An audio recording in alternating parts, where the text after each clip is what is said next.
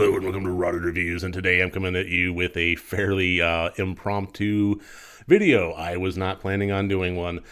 I have one scheduled for tomorrow, but this is kind of just, I've just taken my shower. I'm about ready to get to work, so this is honestly going to be kind of a rough and ready just discussion here, because I saw a movie last night and I really want to talk about it, so here we are. And the movie was the 2021 film Horror in the High Desert. So this is currently available on Tubi, for those of you that have access to Tubi.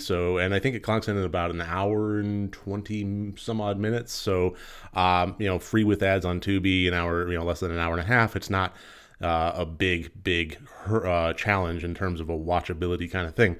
So, why do I want to talk about this movie?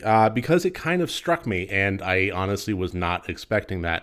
I was really expecting this to be very low budget, low effort, low quality fare. And to a certain degree it is, but I was still kind of dumbstruck by the end. And this is going to be a very tricky thing for me. So I am going to preface this as I'm going to keep this review spoiler free in terms of plot. I'm not going to discuss what happens to characters at the end, but I do need to talk about some of the technical aspects and some of the scene layouts that do occur towards the end, because it's so critical to actually having this discussion in terms of what worked and what didn't, and that's ultimately what I really want to talk about. So that's what I'm going to do. Be warned that this is going to be, some people would definitely see this as spoilers, but like I said, I'm not going to touch on the characters or how they wound up. So this was written and directed by Merrick, not quite sure there, but by Dutch. This has to do with the character of Gary, who goes hiking out in the high desert in Nevada and goes missing. And this is filmed and framed in a true crime documentary style. We have interviews with detectives and his Gary's sister and so on and so forth that kind of progress the plot line through the movie.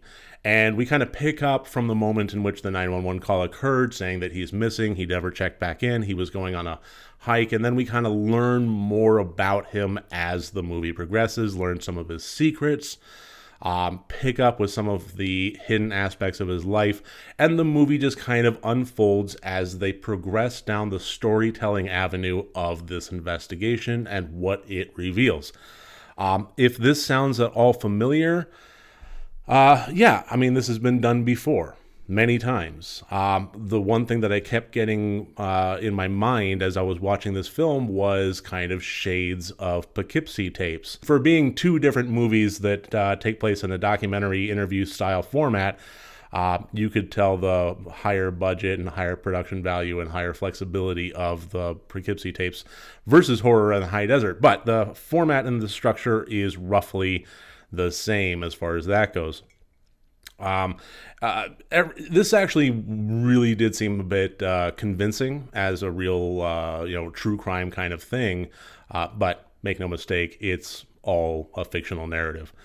And hats off to the actors for actually pulling off fairly convincing characters in terms of discussing Gary and what they found as the situation was progressing. Even so, I did find this to be a bit of a lull and a bit of a snoozer through I would say the first 2/3 of it.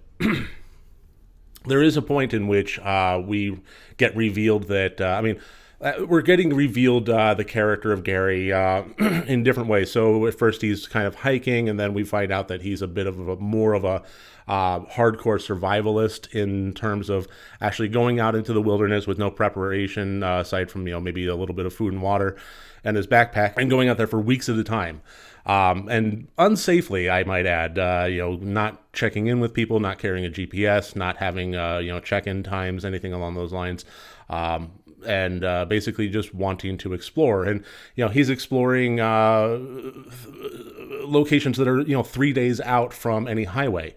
So he's coming across old 1800s mining camps and mining shafts and so on and so forth. And then we come to find out that in his survivalist thing, he's also running a blog where he does videos, and he has, several thousand fans. And that is all I'm going to touch on as far as the plot, because I do kind of want, if you are interested in watching this movie, I want the rest of it to remain fairly fresh.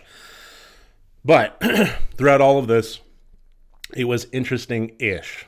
Once we got to the stuff about the blog and some of the hidden stuff that was kind of uncovered there and what some of his fans were saying, that's when my interest started not peaking, but, the needle started rising on that one. At first, I was kind of, interesting enough movie, but kind of writing it off. It was kind of pretty much what I had feared going into it. But that's when things started kind of getting interesting and the narrative started taking a turn. And then it did something that I really wasn't expecting, and that was at the end. And then it did what I was expecting. I know this review's kind of scattershot all over the place, but that's honestly how my feelings were kind of developing chronologically as I was watching this film. So, sorry about the constantly clearing my throat. I really am just waking up. This is my first cup of coffee. I'm shooting the shit with you more than I am delivering a professional, polished review today. So at some point, and this is where I'm going to be really careful with my words. So at some point, we get revealed the final secret, the final reveal, the final piece of media. And we are watching through the lens of Gary as he's encountering what the situation, the final situation. Yeah, this is going to be tough watching my words. I'm going to do it. I'm going to make it through this. You just watch. This will happen. So at that point, it kind of takes on a found footage first-person mode. And in doing that, this actually managed to establish enough creepiness that I was on the edge of my seat. I really was invested, and I really was bracing myself to get the shit scared out of me. And holy God, did I not expect that? Did I not expect a low-budget, hour and 20 long minute movie from Tubi to actually put me on the edge of my seat, waiting to get really and truly scared? But it did that. It managed to do that. Honestly, a lot of the low layup and so forth, and then finally starting to get me invested, I think that was a really good foundational groundwork towards the end. And I think that's one thing about these mockumentary kind of things. I don't know, mockumentary is a different word for this, but I don't know. I can't think of a better word, so I'll just go with it.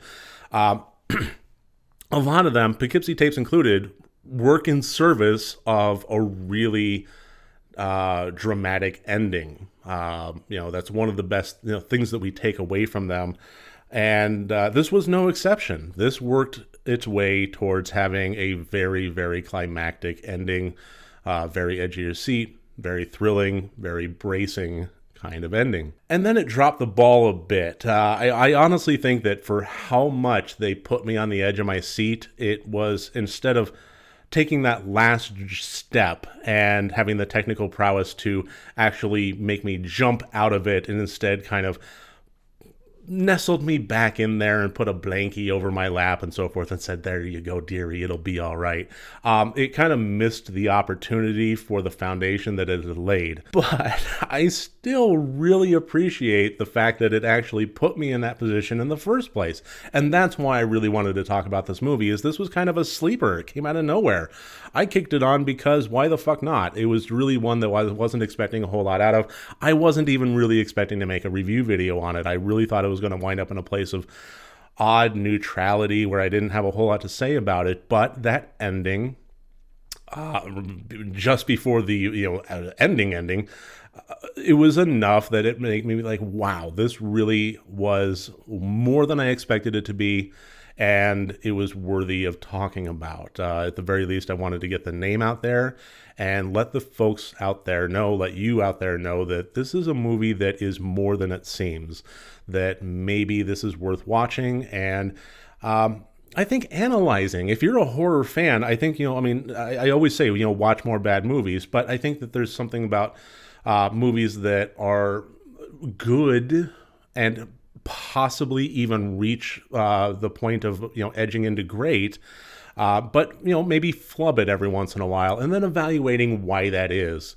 I think it really does help from a viewer standpoint as well as a filmmaker standpoint, if you are a filmmaker, to kind of evaluate things on that level and open yourself up to new media experiences. And I think that this is a really interesting case study of that, because there are a lot of elements about this movie that does work, but I would be lying if I said it was all of them, and I would be lying if I said that this did not carry the football all the way to the 1 yard line and then just kind of take a nap on the field. But evaluating that moment, evaluating, what it could have done to cross that line, is worthy of discussion, and how it even got to the damned 1 yard line in the first place, when I was really just kind of expecting this to be just hacky sack in the middle of the field, for really mixing my metaphors here, I think is also worthy of evaluation. This was a good movie for discussion, even if it wasn't a great movie in its own right. And for that reason, above any other, I really did want to make a video about the 2021 movie Horror in the High Desert. Thank you so much for watching this. I really do hope you enjoyed. Remember, next time you want to watch a horror movie, first make sure that it's good and rotted.